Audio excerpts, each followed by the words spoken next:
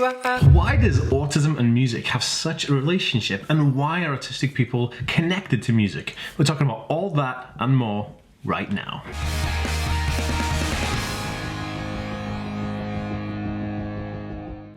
Hey guys, welcome back to the Aspie World. My name is Dan and I have autism, ADHD, OCD and dyslexia, and I make weekly videos on this type of stuff and just content around this subject. So if you're new around here, you stumbled across a video and you want to learn more, please hit that subscribe button by clicking the notification bell to see more videos by me. And if you're watching over on Facebook, be sure to give this page a like and a follow to see daily uploads from me. Okay guys, so I asked my friend Sarah from the awesome YouTube band Walk Off the Earth to come on the channel and discuss music and autism relationships with me right now today. So here you go. Here's me and Sarah Blackwood, and we're just discussing autism and music. I hope you like it. It's super cool.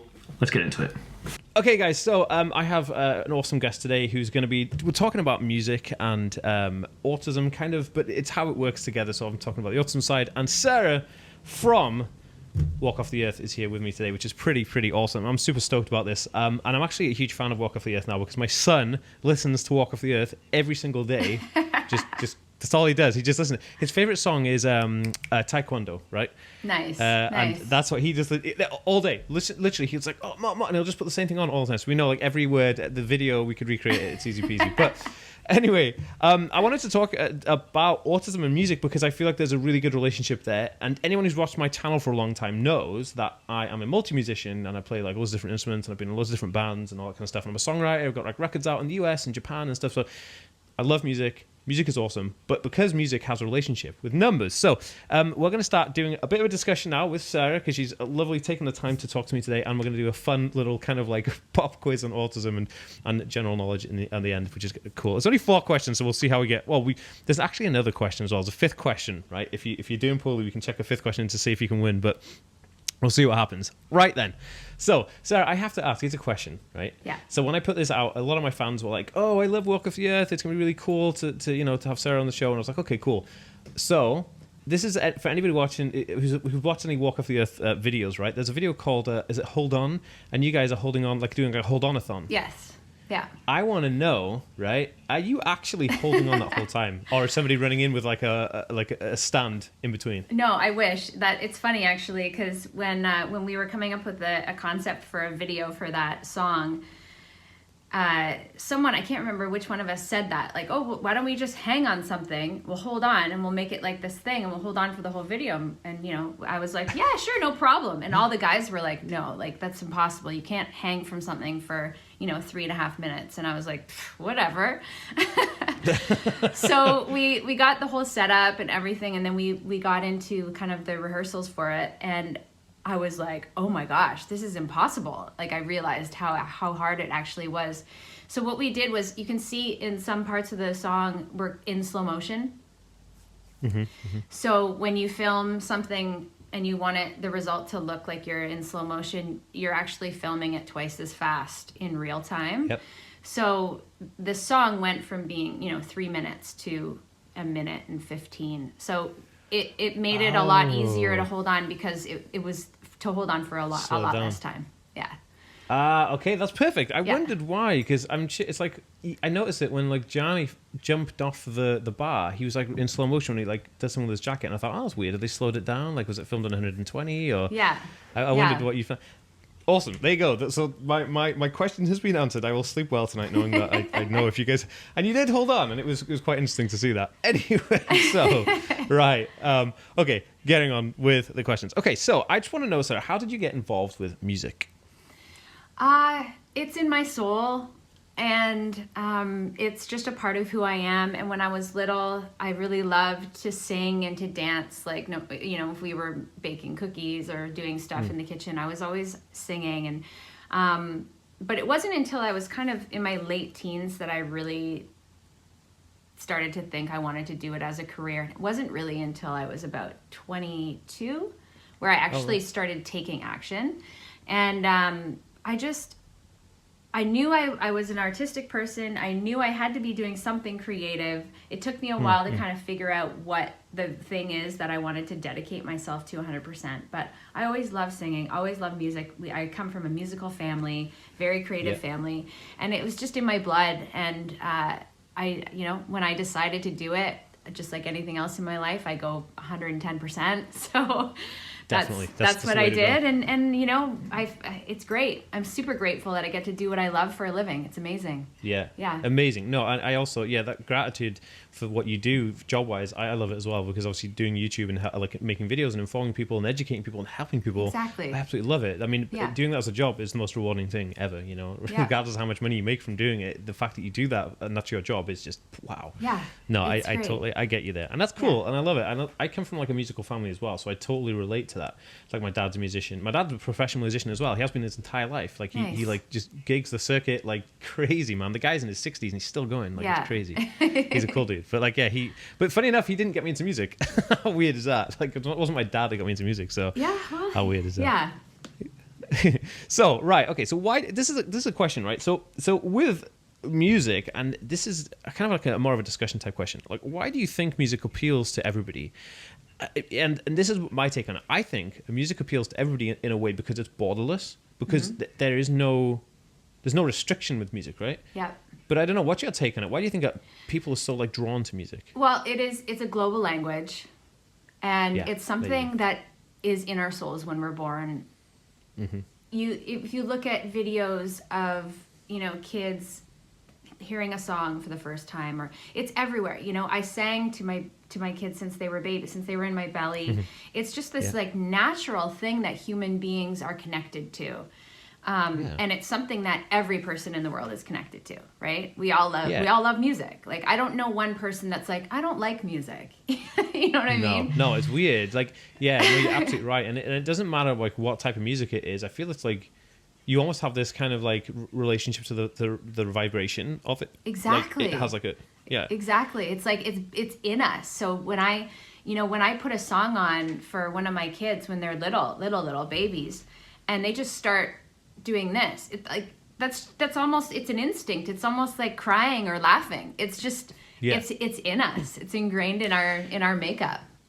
It is, and it's funny, I don't know if you know the history of how music became a thing, but it's all to do with the idea of like procreation, the fittest survive, and so the person who was able to sing or create music was more of a creative mate, and that made them more desirable, and so that's kind of how music became. Yeah, it's kind of like the peacock thing, peacocks with big bright feathers are more successful at mating the other. So that's kind of how music came around, but it's really funny because I feel like that's a very logical science way of looking at how something gets created, just like language. Okay, great.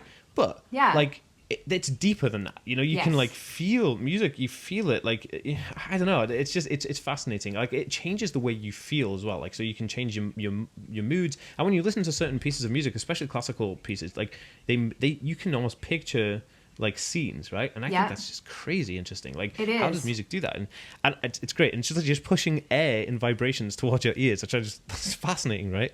Yeah, so, it's incredible. It really is an incredible thing. No, it really is. And I'm so like, I don't know. I absolutely love it. So, talking about like you were saying that it's languageless, which is absolutely right. Like music is like a multi-language kind of thing. It breaks every barrier there is, and I think this draws into what I'm talking about with autism. Like, so people on the autism spectrum, a large portion of those people are nonverbal, which means that they have no form of audio communication that they can actually actively do themselves. Right?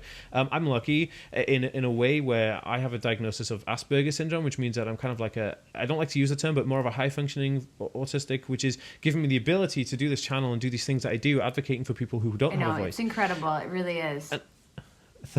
And I think that like music, it like hits people in a certain way, but I think that music hits people who are nonverbal in such like I don't know, it hits them harder because like it's their way, because a lot of these people who are nonverbal are musically talented, right?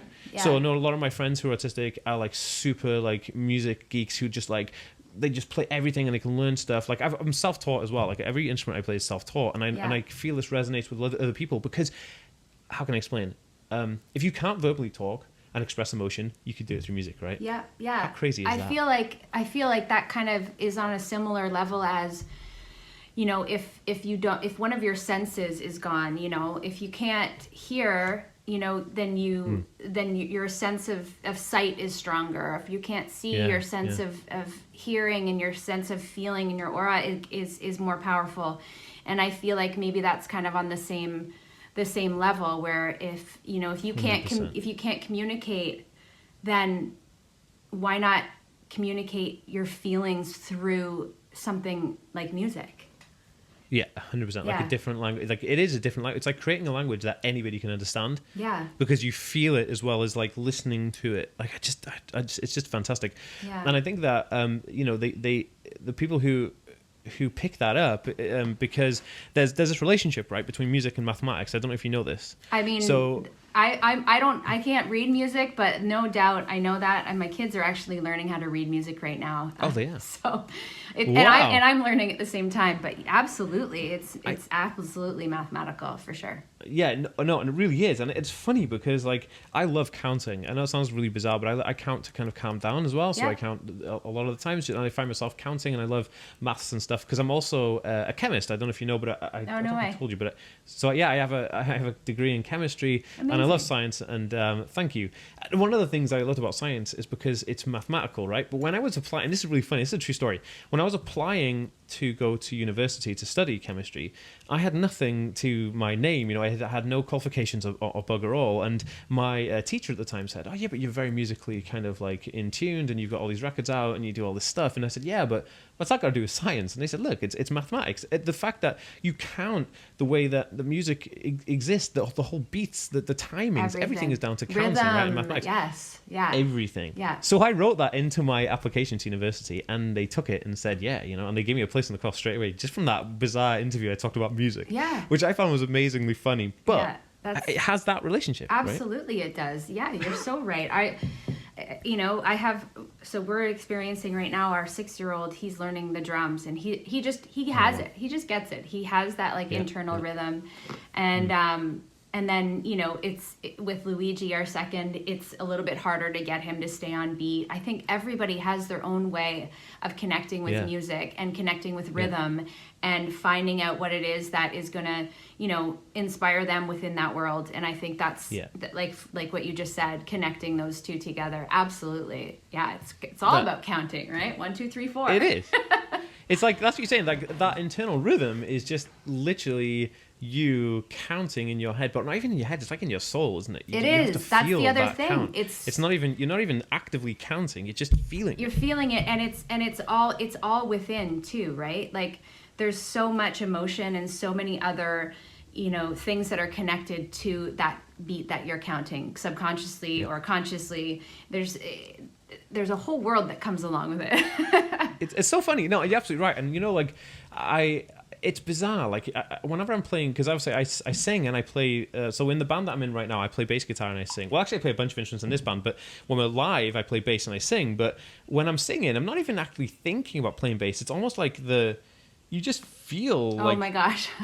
It's just weird, isn't it? I can't even explain it. It's like the weirdest feeling in the world. I get it. And you know what? There are some days.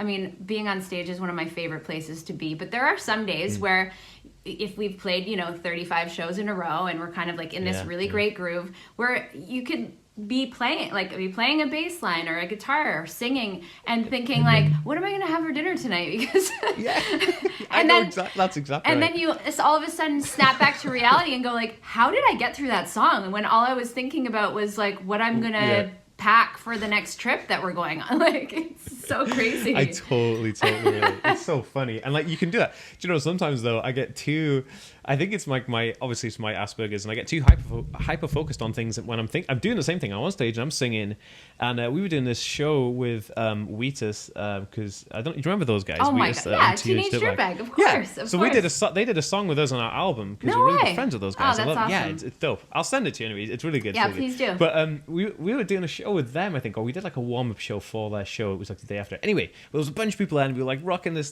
gig, and I was loving it. And then I was thinking to myself about something completely different, and I lost sight of all the lyrics. I was like, shoot, I have no idea what I'm supposed to be singing. And then my guitarist just looked at me and just say like, are you serious, dude? Like, this is your song. And I'm like, oh my goodness. And then he had to like feel it. It was so funny. Like, I absolutely like, it was so funny. But that whole thinking about other things 100% of the time, I'm just thinking about like everything else. Like, you know, it's so weird. I love it though. I love that I can relate that with somebody. It's just and it is even that in itself is mathematical, because I really loved math in school. I loved it. I love challenging myself with numbers in my head, and I'm teaching Giorgio a lot about counting and math and stuff right now because he's in grade 1.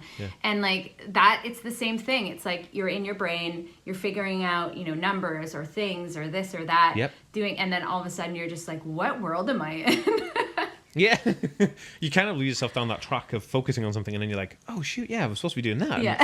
No, I love it. But you know, I think music has two things. Like we use music for therapy as well. So music is used for therapy with autism, which is super cool. Yeah. But it's also used for child development. So you can use music to help children develop. That's why we have all these songs, you know, like The Wheels on the Bus and you know, Old MacDonald and all these things, because we all have known for a very long time that music has this ability to develop your brain in a certain way. And actually there was a very interesting study that showed that they used to say that listening to classical music made your brain cognitively behave better, right? This is the theory. But it's actually listening to any music, it starts firing your neurons in a certain fashion that gets your brain cognitively kind of like energized, like it's just had like 6 gallons of coffee. So it's the same thing, you know. Before doing like a crazy test or something strenuous, listening to music definitely helps. And I think, you know, like you were saying with your kids, like teaching them music, like with my son now, he's coming up for 2 years old in August, right? He's such a little tyke.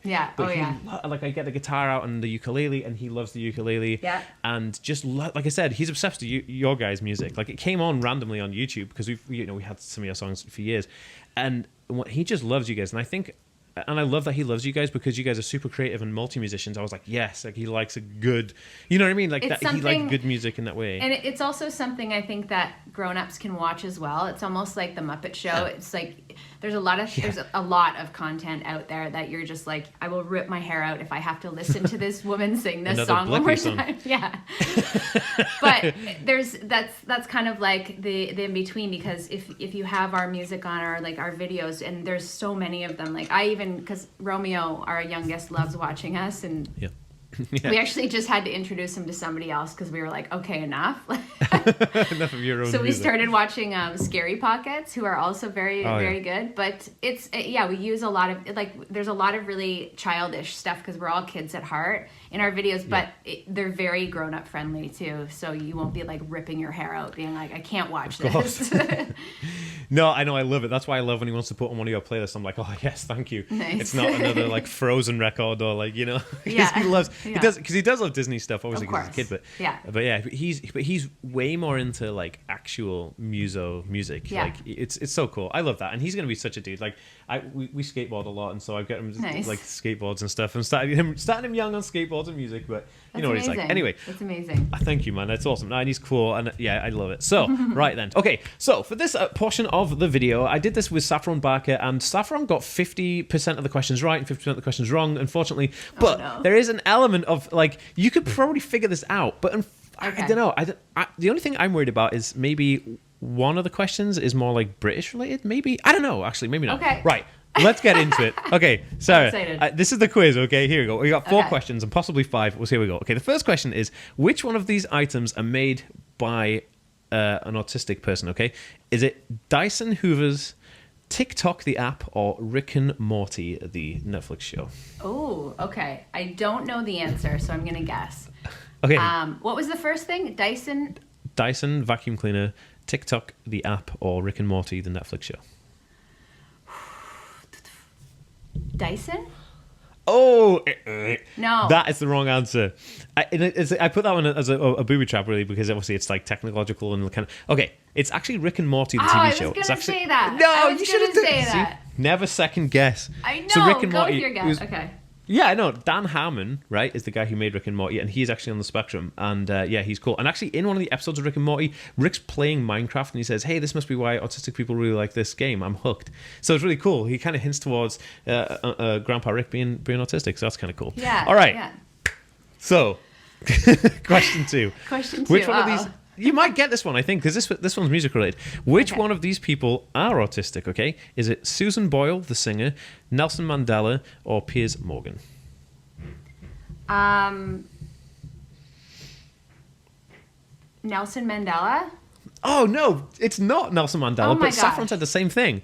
Oh my god, don't worry, you got two more people. So it's actually Susan Boyle. Susan Boyle is a very famous kind of like operatic singer. I don't know if you've come across her before. She's quite odd looking because she's got like a really cool like old retro style.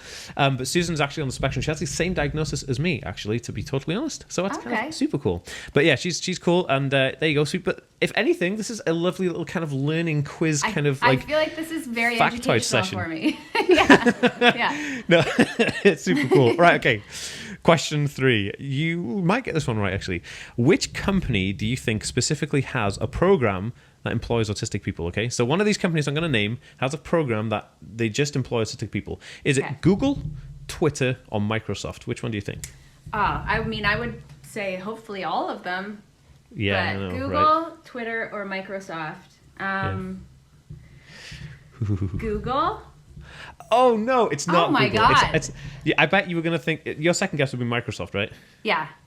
Right, so it's Microsoft, because Microsoft actually have a program that they literally just hire autistic people to do. They have like an application process just for people on the spectrum, because they know how valuable their brains work, and so they think, wow, this is a cool way to give them jobs. But you're right, and Saffron said the same thing, that all of these companies should hire people on the spectrum, right? I think that, look, most of the people who work in Google probably are on the spectrum, but there's no specific program set up for it. Well, here's the thing is I think our world, and hopefully it continues to go this way, is discovering that there was a time where we were all kind of like in this factory and everybody needed to be a certain way. And if you weren't a certain way, you were different, or, you know, you couldn't join the rest of society.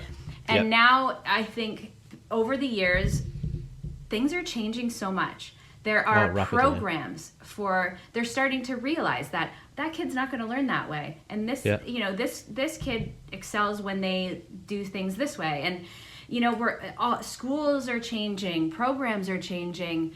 Companies are realizing the value in having somebody who and potential has, you know, a very special brain. No, I 100% agree with you. It is getting better, I think. And, you know, and the sad fact at the moment, though, is, you know, 80% of autistic people are unemployed, which is crazy, right? 80%. And this is kind of partly why I have my own job at doing YouTube, right? Because I couldn't find anything that was that like my psychiatrist was like, okay, well, you can only work 2 days a week in typical environments. I thought, well, who can earn a living on 2 days a week? It's ridiculous, right? So it's crazy. But I think, like, you're absolutely right. I think companies are changing, times are changing, and all good no matter what. Okay, so last question, and then we'll do a bonus question just to give you a hope of getting one right. Okay. Which shoe company just released autism shoes? So shoes for people on the autism spectrum, okay? So a company's just released shoes for autism, and I'm wearing them right now. So which company was it? Was it Nike, Adidas, or Vans? Adidas?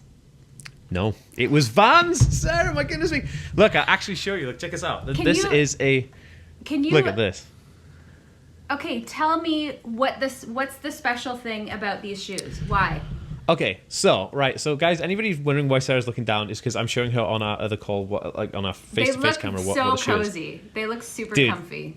They are. So these shoes are the Comfy Cush sole, inline sole, so they're basically really, really cushioned inside. But more importantly, all of the seams around the outside have been kind of like smoothed out, and I'll tell you why in a second. And also the color's muted, and there's also an extra bit of, I don't know if you can see that, but there's an extra bit of rubber just on the toe here, and that is because toes wear out the longest, but the quickest. So to make these last longer for people on the spectrum, because when people on the spectrum buy something, they really, really like them. So people on the spectrum want to keep their shoes for a very long time. They made this extra bit so they'll last a little bit longer. But basically, the reason why these are comfy and cozy and cushy and really squishy is because people on the spectrum have something called sensory processing disorder, which impacts the way that they feel the senses, like touch, smell, sound, sight, which is why they're muted colors. And so, I got these, and they were actually there's an autism skate company called A-Skate, and they are skate, and they basically worked with Vans to make these shoes, and they're super cool. I did a review of them on my channel, and I can't recommend them more for anybody on the spectrum. So awesome. Yeah, thank you for informing me. That's really cool that they did that. That's really cool. Dude, no worries. Okay, so we're gonna do one bonus question, and we're gonna wrap it up. Okay, so this is the bonus question. Dan Aykroyd, the famous actor and director, right? Yes. You know Dan Aykroyd. He has Asperger's syndrome, same as me, and he also has Tourette's because it comes sometimes with. Right? Okay, so Dan Aykroyd made some movies. So can you name 3 Dan Aykroyd movies? Should be quite interesting. Okay, let's go. I think so. Okay, Ghostbusters. Yeah. The easiest one is well, Ghostbusters 2, right? Oh, Ghostbusters 2. There you go. Because you already said Ghostbusters. I'm giving you because you've already said it. Yeah. Okay, so Ghostbusters 2. Yeah. And wasn't he?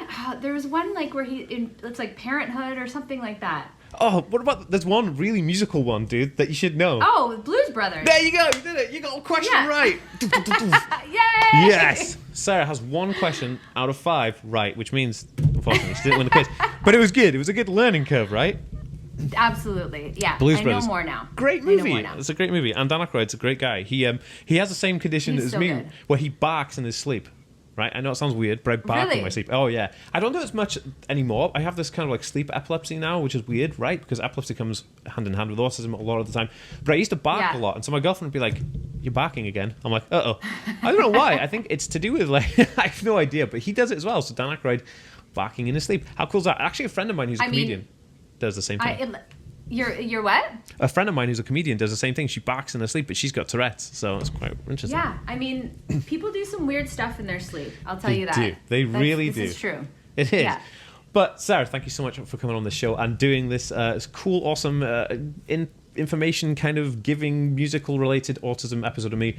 And it's going to be available on my podcast as well if anyone wants to listen to this in their car or running or whatever you're doing in lockdown. But Sarah, do you want to tell anybody where they can get you online on your socials or... Yeah. Thank you. First, thank you so much for having me. This is so fun. And thanks for doing it so last minute. No, it's okay. Thank you. Being available. I mean, you can check out Walk Off the Earth on everything Walk Off the Earth. Just type it in Google, Instagram, Twitter, all that. And then also aside from that, I do a side project, which is just Sarah Blackwood. And I've just put like stories of my family, and I'm going to be releasing some new solo music very soon. I'm very excited about it. It's been probably 8 or 9 years since my last solo album, so I'm very excited to be releasing some new songs on that. And I'm excited about that that's as well. it. Dude, Yeah. awesome. Okay, I will leave the links for everything that Sarah's mentioned down below, because if you haven't heard of Walk Off the Earth, oh my goodness, what rock are you living under? But more importantly, go out and listen to them because they're absolutely fantastic. And definitely, and I tell you this now, they are Naomi's my partner. So her favorite band is Walk Off the Earth. I swear down, dude. Like, how cool is that? It's cool. And she actually found you guys first. I think that's how we started listening to you guys. But yeah, I love it. And amazing. Yeah, Tell her awesome. we say hi. I will let her know. And your son too. Oh, I will. Oh, he's so cute. All right, okay. Thanks, Sarah, and I'll see you next time, guys. Peace. Okay, see you later. Bye.